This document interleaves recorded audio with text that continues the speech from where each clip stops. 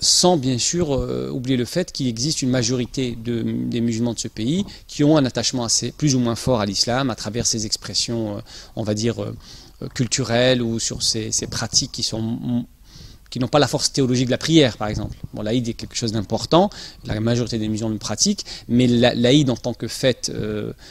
post-Ramadan ou la fête du sacrifice sont d'abord des événements qui sont liés à des actes théologiques beaucoup plus importants comme le pèlerinage ou le jeûne. Et souvent, quand effectivement on n'est pas trop dans la pratique, on accorde une place plus importante aux éléments accessoires. Donc il existe effectivement, pour la majorité des musulmans de France qui ont une pratique religieuse minimaliste jusqu'au, on va dire, aux plus pratiquants, il y a eu un retour vers la foi. En ce qui me concerne, et un bon nombre de ma génération, je connais plusieurs centaines de personnes de ma génération, puisque j'ai eu un parcours associatif assez large, on est dans cette posture d'un retour vers la foi, on va dire, fondé sur une véritable démarche personnelle et sur une appréciation, une compréhension de l'islam fondée sur des lectures qu'on essaye de comprendre à la lumière du contexte à travers des références diverses de théologiens européens ou extérieurs. Donc ça prend une place importante et c'est ce qui m'amène, c'est entre autres ce qui m'a permis, et c'est grâce, je pense, à ce nouveau paradigme que j'ai intégré, c'est-à-dire des clés de lecture qui émanent des sources musulmanes et non pas de ce que l'idéologie dominante peut dire ou ce que une caste d'intellectuels ou de chercheurs ou un mouvement politique dominant dans un secteur. On sait que par exemple sur les questions d'immigration, globalement ceux qui ont la parole, ce sont essentiellement les mouvements plutôt place à gauche ou à l'extrême gauche. Donc ce n'est pas à l'ensemble de ces catégories, à l'ensemble de ces détenteurs de sens ou de ces producteurs de discours, ce n'est pas auprès d'eux que je suis censé prendre ma lecture, mais je dois d'abord la comprendre à travers mes références, qui sont à mon sens plus légitimes, qui sont les références donc issues de la tradition théologique de mes ancêtres et de mes pères. Et au regard effectivement de la réalité musulmane, des concepts musulmans, je ne peux pas nécessairement aboutir aux mêmes conclusions que ce qu'on nous a enseigné, appris et imposé. Je m'inscris plus réellement dans une logique, on va dire, d'un islam conservateur, qui pourrait être réactionnaire pour la sœur Caroline, par exemple, sans aucun problème, mais bien sûr complètement assumé. Mon épouse, à l'extérieur, dans l'espace hors privé, porte un foulard comme beaucoup de jeunes de ma génération, et mes enfants, je leur enseigne effectivement la prière, rêvent d'aller à la Mecque. Oui, je prie 5 fois par jour. Voilà, bien sûr, je suis un vrai mahométan dans le sens le plus classique du terme. Tout le monde semble choqué. C'est assez étrange que tous ceux qui ont l'habitude en coulisses ou d'ailleurs de façon parfaitement assumée, qui ont l'habitude de tirer sur l'ambulance musulmane en France, bizarrement sont, je pense aux Kouchner, je pense aux gens de ce segment-là, oui, sur l'islam, sur ses expressions extérieures, etc. Il est étrange que ce soit les mêmes qui aujourd'hui crient à la honte, parlent de millions de Suisses qui seraient foncièrement des racistes et qui refusent donc la présence de l'islam. Alors que même quand on fouille un peu leur biographie, leur position, etc., on réalise qu'ils ont au contraire tenu et joué des rôles très précis dans l'importation du clash des civilisations, dans le dénigrement de l'islam et dans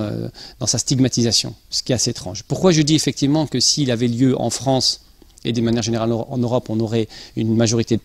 la population européenne et française qui exprimerait le même avis, et en France on frôlerait peut-être même les 70% parce que j'aurais aussi voté avec, pour une raison très simple. C'était une boutade, c'était sous forme de boutade, mais c'est la réalité, c'est-à-dire qu'il y a un décalage, à mon sens, entre, et c'est la question première, je pense, pour les populations héritières de l'immigration, c'est qu'on n'a pas compris d'abord à quoi la véritable histoire de l'immigration, à quoi elle a servi, comment elle a été utilisée, comment nos pères ont été non pas exploités comme des pauvres immigrés, etc., ce que la doxa veut nous dire, mais que l'immigration a une fonction très claire dans le système économique capitaliste moderne. Donc on sait, ça c'est ce qu'on appelle la stratégie du dumping social, donc c'est pour faire baisser les salaires à la baisse, et bon, il y a toute une explication qui est connue sur le sujet. On pourrait d'ailleurs approfondir, mais que souvent les populations issues de l'immigration ne comprennent pas pense que l'immigration vers l'Europe est une épopée. C'est un exil qui a été forcé, qui a été subi, donc où il y a toute une mythologie autour, des souffrances, et que les politiques de discrimination cumulées au racisme inhérent à la société et à la mémoire comment dire, au racisme systémique des cadres et des hauts fonctionnaires de l'État, etc., les relégations urbaines, etc., etc. Donc tout ce mythe, enfin je pense que c'est un mythe, parce qu'on a besoin de mythes pour se forger et se projeter, fait qu'on est enfermé en tant qu'héritier de l'immigration dans cette vision-là. Et on ne réalise pas qu'en face, donc les populations autochtones, donc c'est-à-dire les Français qui étaient là avant nous, puisque nous sommes des Français récents, mais il y avait des Français qui étaient là avant nous et qui ont une histoire plus enracinée dans ce pays que nous, ils subissent en silence ce discours qui a été construit, parce que quand on parle d'idéologie dominante ou on parle de discours sur l'immigration, c'est une mécanique, c'est-à-dire qu'il y a d'abord, ça commence par une réflexion intellectuelle. Donc un certain nombre de penseurs imaginent des concepts, le multiculturalisme, l'idée que la France serait ontologiquement raciste. Voilà, on sait quel rôle BHL, par exemple, a joué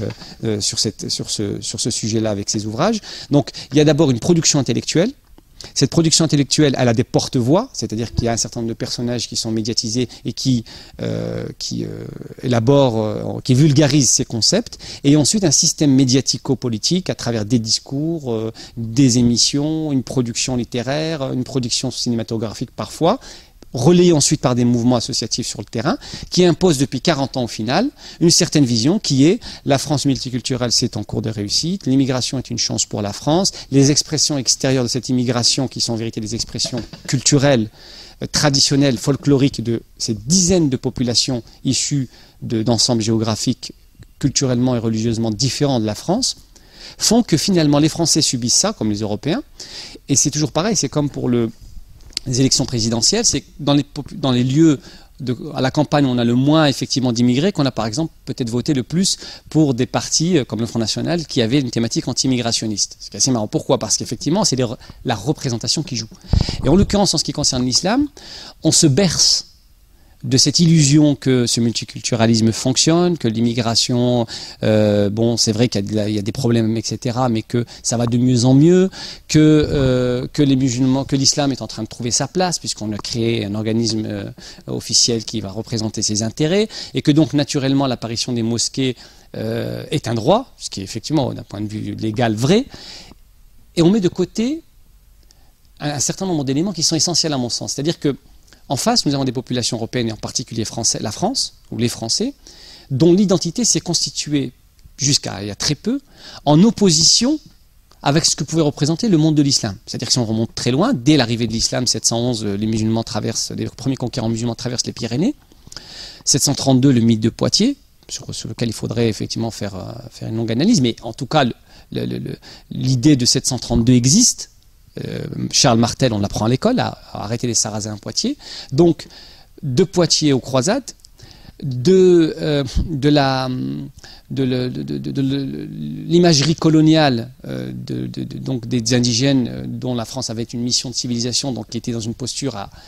d'être éduqués, etc. Donc, jusqu'aux banlieues, la société française s'est souvent construite en partie dans son identité face à ce monde que serait le monde des Sarrasins, puis le monde des indigènes, puis le monde des immigrés. Et ça, c'est un élément objectif. C'est pas parce que